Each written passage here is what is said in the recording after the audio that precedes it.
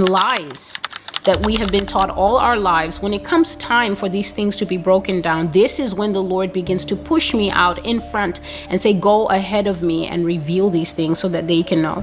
So the first thing I'm going to talk about today is the fact that the sky is a dome.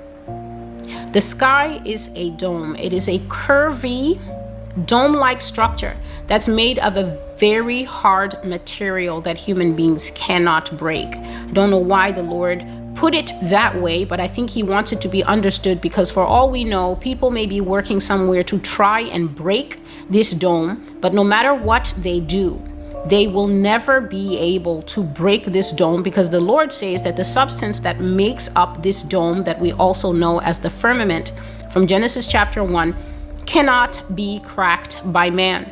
The Lord also said that long ago, the devil was successful in deceiving the whole world into thinking that he is free of the confines of this dome. In other words, Satan has, through coming up with alternate truths, led this world to believe, God said, that he's free to travel the galaxies and free to travel the solar systems and whatever.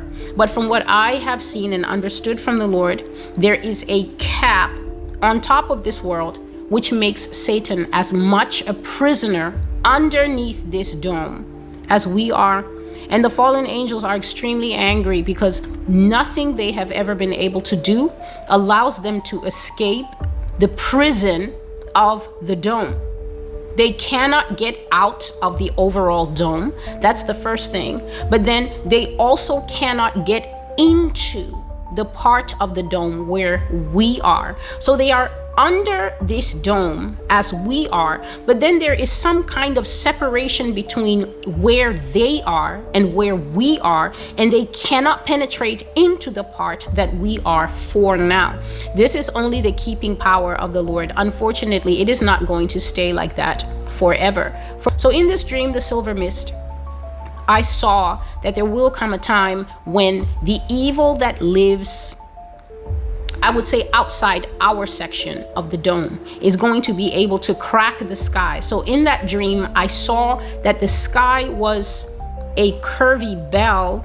And when this disembodied evil was coming through, it didn't have a body. The sky cracked. So it literally cracked along a shatter line, and then it began to tear itself open, just like fresh bread. When you tear fresh bread open, the sky began to open along a shatter line that ran, please watch my hand, from the back near the end of the dome all the way across the sky to the front. So if I do it that way, the dome ran this way and the sky cracked along the topmost curvature of the dome, and then a evil mist type of water thing began to come into the world.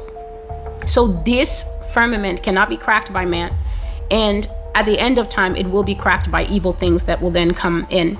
The earth is locked up into dimensions, and there are clear separations between the worlds, and nobody is going anywhere until the day that the Lord himself opens the sky. However, God is not the only one with the power to open the sky, and as time allows, I will speak more on that at the end.